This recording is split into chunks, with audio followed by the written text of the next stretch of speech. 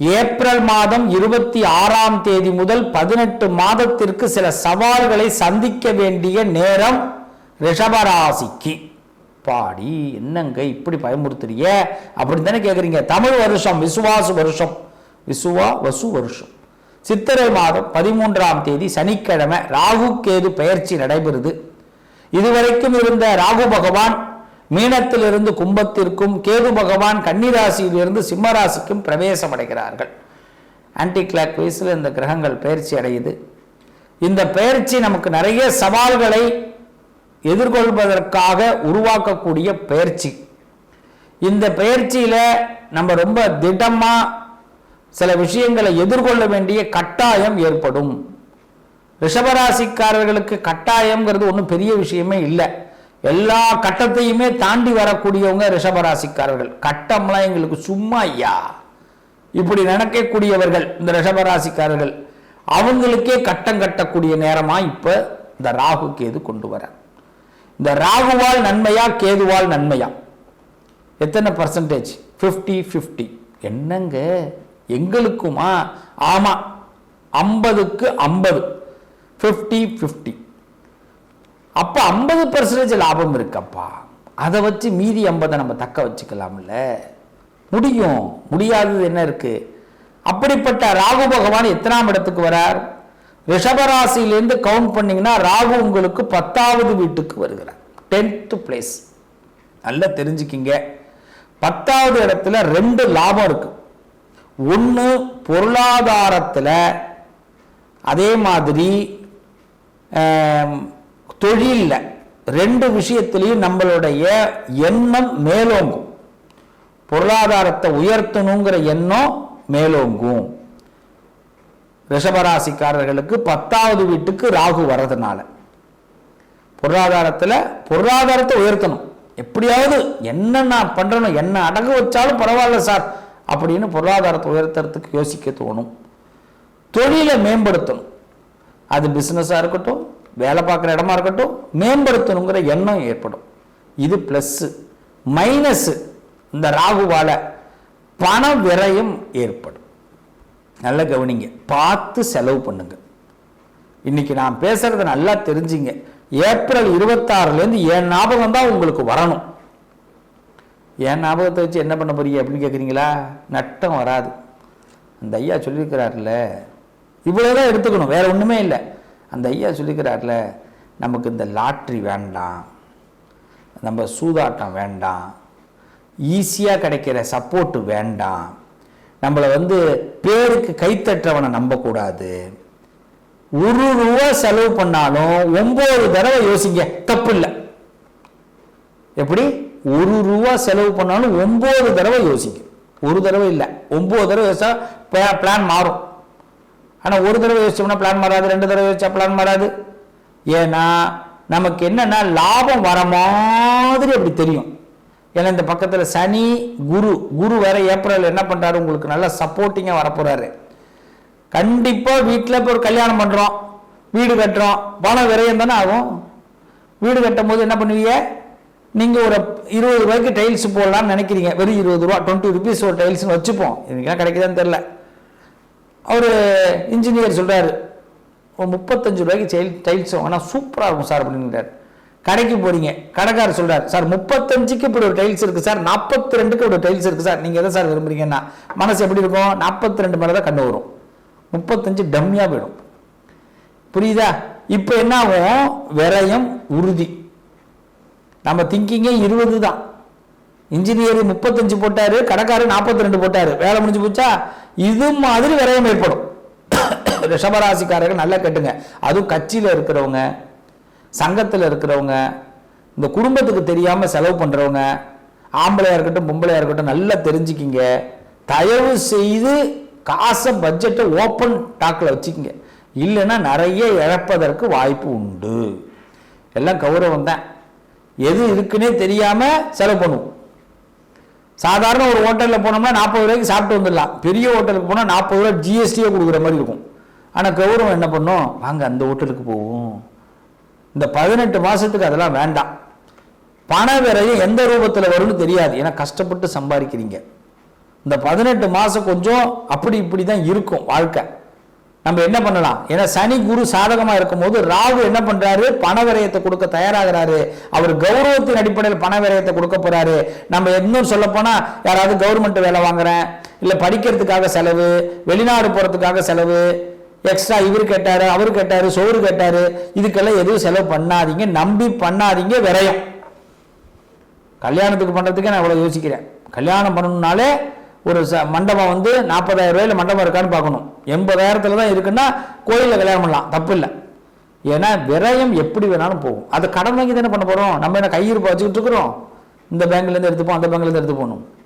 ஆக இந்த விரயங்கள் வரும். இதில் என்னன்னா சில பகை வரும். நல்ல கவனிங்க ரிஷபராசிக்காரர்களே, உங்கள் குடும்பத்துக்குள்ளே சில பகை வரும். ஏன்னா நீங்கள் ஒன்று இருக்குன்னு சொல்லிட்டு இல்லைன்னா பகை வந்துடும். அதுக்கு ஆரம்பத்திலே இல்லைன்னு போட்டுகிட்டே இருக்கலாம். போடுற ஜாலராகவே இல்லை இல்லை இல்லை, அது முடிஞ்சிடும். சேராமம் சேராமம் அப்படி முடிஞ்சிடும்.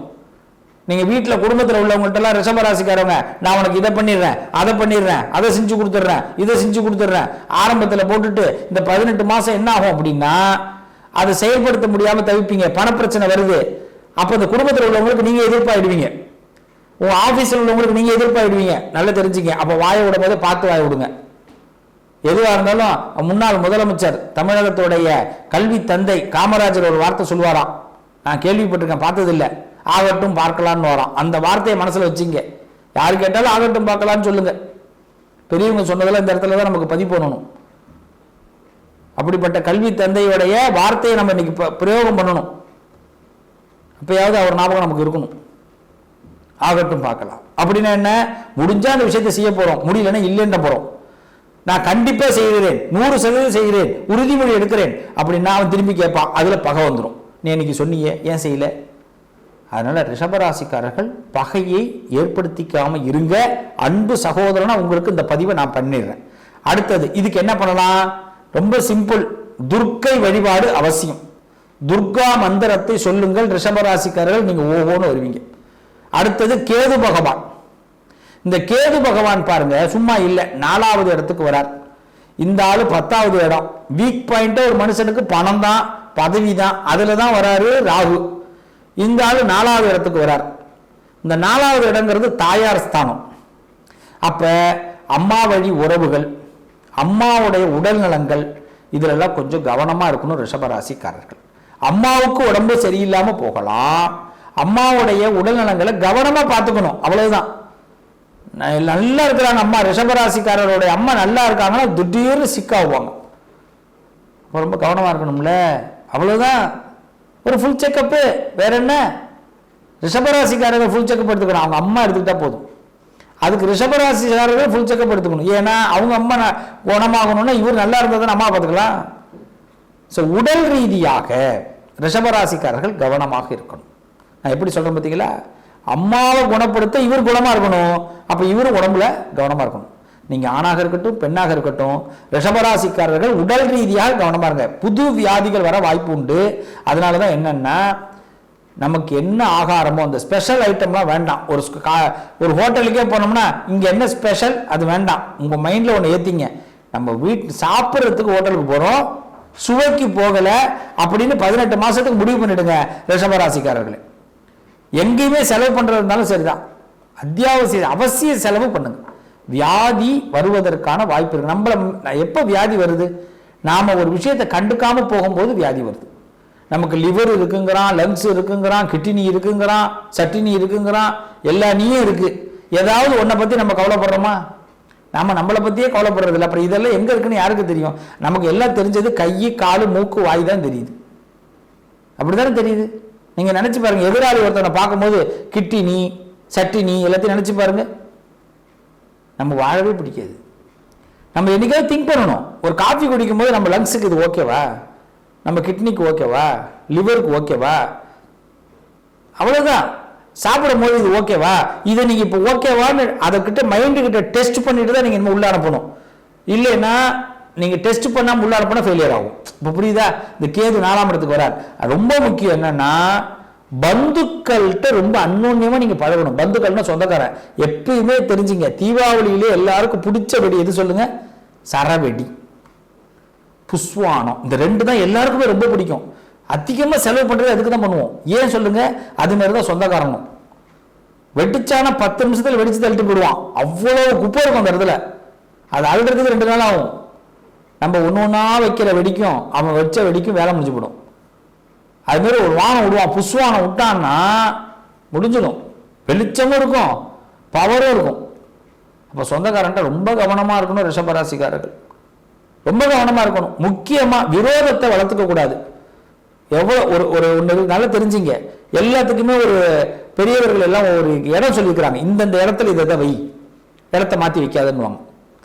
வாசலில் போடுறதுலேருந்து வீட்டுக்குள்ளே போடுறதுலேருந்து எல்லாத்தையும் ஒவ்வொரு இடம் இருக்கும். ஒரு டவல் இருக்குன்னா டவல் எங்கே வைக்கணும்? டவல் ஸ்டாண்ட், கீ ஸ்டாண்ட், கீக்கு ஒரு ஸ்டாண்ட் இருக்கும் இல்லையா? இப்படி தானே உண்டு. கீ ஸ்டாண்டை கொண்டு போய் டவல் இடத்துலையும், டவல் ஸ்டாண்டில் கொண்டு போய் டவலை கீ ஸ்டாண்ட்லையும் மாட்ட முடியுமா? இவ்வளவுதான். யார் யாரை எங்கெங்க வைக்கணும் அப்படிங்கிறத ரிஷபராசிக்காரர்கள் தெளிவா வச்சுக்கணும். இல்லைன்னா விரயம்தான். அவன் சொன்னா இவன் சொன்னா இழுத்து விட்டுக்காதீங்க. ஓப்பனா சொல்லிட்டு ராகு கேது உங்களுக்கு சப்போர்ட் இல்லை. 50% தான் உங்களுக்கு சப்போர்ட். அதுவும் நீங்க பண்ற செயலால தான் இருக்கு. 100% நமக்கு டவுன்ல நிக்குது. அப்ப இதை நான் சொன்னதை தெளிவா கேட்டீங்கன்னா நட்டமே வராது. 100% லாபம் வரும். நான் பேசுனதை 2 தடவை போட்டு கேட்கணும். அப்போதான் 100% லாபம். இந்த கேதுவை நம்மளுடைய மனக்கட்டுப்பாடுக்குள்ள கொண்டு வரதுக்கு சிவ வழிபாடு அதிகமா பண்ணுங்க. பந்துக்கள் கிட்ட ரொம்ப கவனமா இருங்க. உடம்புல கவனமா இருங்க. பணத்தை செலவு பண்ணும்போது 4 தடவை யோசிங்க. யாருக்கிட்டையும் பேசும்போது அத்தியாவசியம் இல்லாம பேசாதீங்க. அவசியம் இல்லாம பேசாதீங்க. அத்தியாவசியமா வேண்டாம். இதை மட்டும் ஃபாலோ பண்ணுங்க. ரிஷபராசிக்காரர்களுக்கு ராகு கேது பயிற்சி நிச்சயம் சவால்களை சந்திக்க முடியும்.